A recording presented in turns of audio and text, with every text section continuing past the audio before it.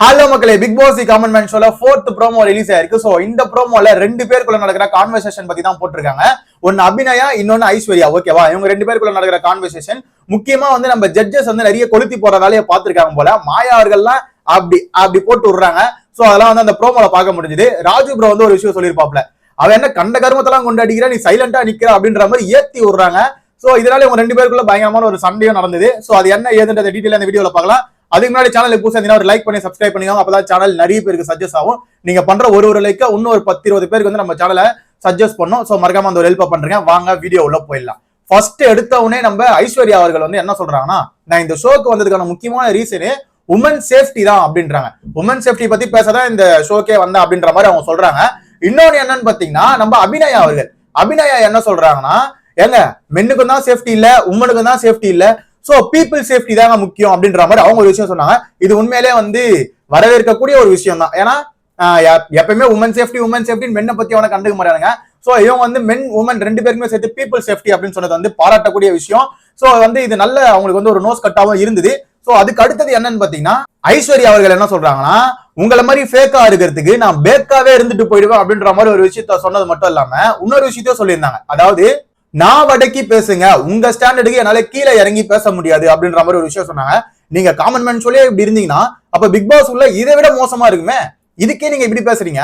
அப்ப big pass உள்ள போனீங்கன்னு வச்சுக்கோங்களேன், வேற மாதிரி நிறைய சம்பவங்கள்லாம் இருக்கும். நீங்க எப்படி தாக்கு பிடிப்பீங்க? அதாவது நம்ம திவாகர் அவர்கள் வந்து தகுதி தராதாரத்தை பார்த்து பேசு அப்படின்னு வரல, அந்த மாதிரி இவங்கள வந்து உங்க லெவலுக்கு என்னால கீழே இறங்கி பேச முடியாதுங்க. அதே மாதிரி வந்து இன்னொரு விஷயமும் வந்து சொல்லியிருந்தாங்க. இவங்க பேசுறதுல ஒரு சில விஷயங்கள்லாம் கான்ட்ரவர்சி மாதிரி கிரியேட் ஆகுது. ஐஸ்வர்யா அவர்கள் வந்து உண்மையிலே பிக் பாஸ் உள்ள போயிட்டாங்க அப்படின்னு நான் நினைச்சிட்டாங்களே எனக்கு தெரியல. சோ இது ஒரு காமன் மேன் ஷோ. இந்த ஷோல வந்து நீங்க சொல்றதெல்லாம் வந்து கரெக்டா இருக்கணும் அப்படின்னா நீங்க பேசுற டோன், நீங்க பேசுற விஷயங்கள் கரெக்டா இருக்கணும். இவங்க பேசுறது எதுவும் எனக்கு கரெக்டா இருக்கிற மாதிரி தோணல. பட் ஆனா அபிநயா அவர்கள் பேசுறது நிறைய விஷயங்கள் கரெக்டா இருக்கிற மாதிரி தோணுது. சோ உங்களோட கருத்துக்களை கீழே கமெண்ட் செக்ஷன்ல கமெண்ட் பண்ணுங்க. முழுசா வீடியோ வரும்போது நம்மளுக்கு ஃபுல்லா டீடைல்ஸ் தெரியும். இப்போ வந்து கட் பண்ணி விட்டுருக்கானுங்க. இதுல யாரு கரெக்ட் யாரு தப்புன்றதுக்குள்ள நம்ம போல. பட் ஆனா இந்த ப்ரோமோ கண்டென்ட் வச்சுதான் நம்ம வந்து ரிவ்யூ பண்ணிட்டு இருக்கோம். ஓகேவா? நெக்ஸ்ட் என்னன்னு பாத்தீங்கன்னா, அதுக்கு தக் லைஃப் வந்து நம்ம அபிநயா அவர்கள் வந்து கொடுத்திருந்தாங்க. அதாவது ஐஸ்வர்யா சொன்னதுக்கு, அதாவது உங்க லெவலுக்கு எல்லாம் நான் கீழே இறங்கி பேச முடியாதுனால அதுக்கு வந்து நீங்க இங்க இருக்கீங்க, நான் இங்க இருக்கேன் அப்படின்ற மாதிரி ஒரு விஷயத்த வந்து அவங்க டவுன்ல இருக்காங்களா இவங்க மேல இருக்காங்களா அப்படின்ற மாதிரி அவங்க ஒரு சைகை ஒண்ணு பண்ணி காமிச்சாங்க. அந்த ப்ரோமோல பார்க்க முடிஞ்சது. நெக்ஸ்ட் அதான் நடுவில் நம்ம ராஜு ப்ரோ புந்து அந்த விஷயத்த சொன்னாரு. அதாவது இவன் என்ன கண்ட கருமத்தெல்லாம் கொண்டாடிக்கிறா, நீ கம்முன்னு நிக்கிற அப்படின்ற மாதிரி ஏதோ ஒன்று சொல்லியிருந்தாரு. மாயா அவர்கள் அந்த ப்ரோமோ கட்ல வருவாங்க கொளுத்தி போடுறது. சோ இந்த ஒரு விஷயமும் நடந்தது. அப்புறம் ஐஸ்வர்யா ஒரு விஷயத்த சொன்னாங்க. இதுதான் வந்து இங்க வந்து பெரிய சர்ச்சைக்குரிய விஷயமா நான் பாக்குறேன். என்னோட கேரக்டருக்கு ஐ டிசர்வ் திஸ், என்னோட கேரக்டருக்கு ஐ டிசர்வ் திஸ் அப்படின்னு சொல்லியிருந்தாங்க. நெக்ஸ்ட் வந்து இவங்க அப்படி கிடையாது அப்படின்றாங்க. அதாவது உங்களோட கேரக்டர் நீங்க டிசர்வ்னா அவங்களோட கேரக்டருக்கு அவங்க டிசர்வ் இல்லைன்னு சொல்றதுக்கு நீங்க யாரு அப்படின்ற ஒரு கேள்வி வருதுல. சோ இது வந்து நான் தான் அப்படின்ற அந்த ஒரு மைண்ட் செட்ல இருக்கிறாங்களா அப்படின்ற மாதிரி எனக்கு தோணுது. சோ அது ஏத்துக்க முடியாத ஒரு விஷயம். ஓகேவா? ஐஸ்வர்யா சொல்றது ஏத்துக்க முடியாத ஒரு விஷயம். இன்னொன்னு வந்து அவங்க அப்படின்னு சொல்லிட்டு மேக்கப் போட்டுன்னு சுத்தின்னு இருக்காங்க அப்படின்ற மாதிரி ஒரு விஷயத்த சொல்றாங்க. ஏங்க நீங்க மேக்கப் போட மாட்டீங்களா என்ன அப்போ அப்படின்ற மாதிரி தான் கேட்க தோணுது. இது என்னங்க இது?